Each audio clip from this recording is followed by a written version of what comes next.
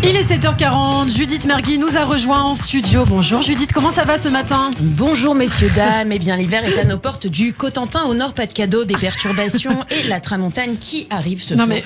Donc, attends, qu'est-ce que vous nous faites là en fait ? J'ai pas compris. Là, je fais la météo, ça se voit pas ? Si, mais pourquoi ? Ah bah écoutez, au prix où vous me payez, Ilana, pardon de devoir cumuler les jobs, excusez-moi. Donc je continue. Dans le Tarn-et-Garonne, il y aura une advection en confluence. Non, pardon Judith, mais vous ne pouvez pas faire ça. Je veux dire, c'est pas ce qu'on attend de vous, quoi. Ah bon ? Bah non. Allez, j'ai envie de vous dire, pour être franche, ça m'arrange parce que je comprenais pas un mot de ce que je racontais. Donc voilà. D'autant que moi, le Tarn-et-Garonne, je saurais pas du tout te le foutre sur la carte. Donc voilà. Mais par contre, je dois dire que j'ai quand même bien aimé l'exercice. Ilana, j'étais à deux doigts de vous dire à quelle heure le soleil se couche. Et à quelle heure ?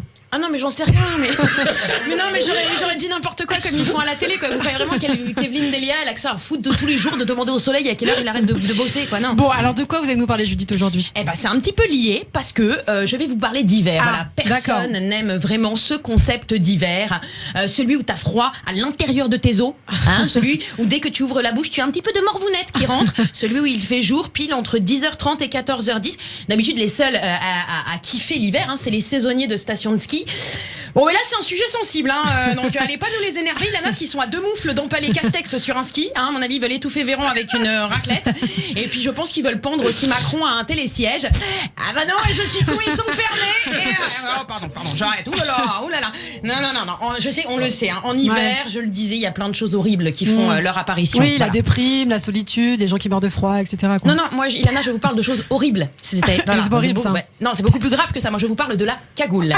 Alors, ça se dit démocratie, hein, ça se dit pays des Lumières, ça abolit l'esclavage et la peine de mort, mais ça autorise la cagoule en vente libre légale. Alors, honte à vous, voilà. Moi, rien que je pense à cette torture, j'en ai des frissons. Quand Ed Stark qui dit Winter is coming dans Game of Thrones, moi, c'est à la cagoule que je pense. Et ça me fait bien plus peur que les marcheurs blancs. Qui d'ailleurs, vous l'avez remarqué, hein, ont le visage très irrité aussi, à cause de la cagoule, justement. Et oui. Vous exagérez pas un petit peu là quand même. Ah, pardon, Ilana, mais visiblement, on n'a pas eu la même enfance. Voilà. Hein. Non, mais vous savez quoi, c'est bon, m'en dites pas plus, je vois très bien Laurence, là, Ilana, on imagine les deux petites filles parfaites, heureuses, avec des cache-oreilles dans leur enfance, hein, des bandeaux en soie avec bouillotte intégrée. Mais alors pour les autres, hein, pour ceux qui, comme moi, se sont grattés le coup de leurs 4 ans à leurs 17 ans. Ah bah oui, ça fait pas, me jugez pas, s'il vous plaît. Hein, que vous pouvez pas comprendre, vous, Ilana, vous rappelez pas quand votre mère vous forçait à mettre une cagoule en plein mois de mai. Tout simplement parce que Mchikpara, tu vas attraper mal, hein, que tout le monde se moquait de toi, que t'avais les joues en sang, que dès que tu tournais la tête, tu te retrouvais dans le noir et tu te mangeais des murs.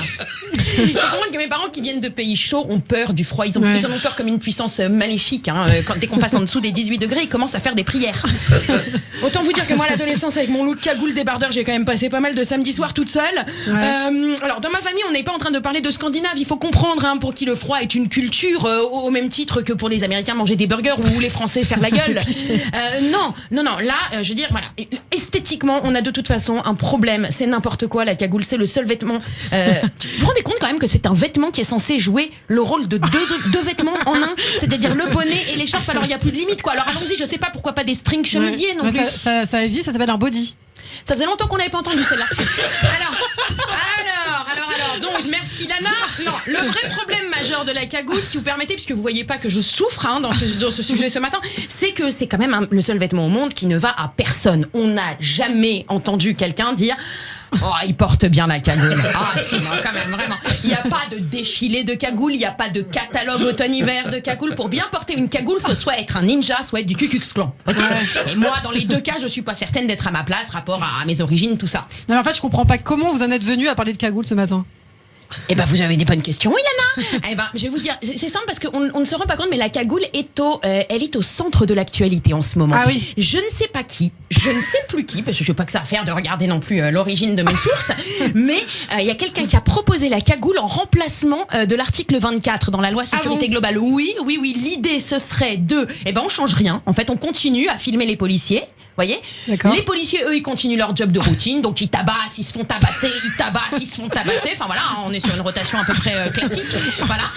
Mais ils mettent la cagoule et du coup, on ne peut plus les reconnaître. Alors bon, il y a quelques plaques d'eczéma qui vont les trahir, mais enfin voilà, globalement ce serait ça. Et en attendant, moi je trouve que c'est une super solution, comme quoi finalement, on peut gérer une crise politique, ça ne tient qu'à un fil de laine. Voilà, messieurs, dames, on se retrouve demain avec de nouvelles prévisions. Tout de suite, le journal de Bruno nos masures et demain nous fêterons les Serges. Bah, merci beaucoup pour ces informations, Miss Météo de Radio J. Et d'ailleurs, vous parlez de cagoule, mais là, je remarque que vous êtes en débardeur. La seule personne en débardeur le 4 décembre, alors qu'il fait 5 degrés dehors, quoi. J'invoque l'été, je suis la fille du soleil. Voilà, je viens de vous présenter mon père. Bon, eh bien, merci beaucoup, Judith Mergui.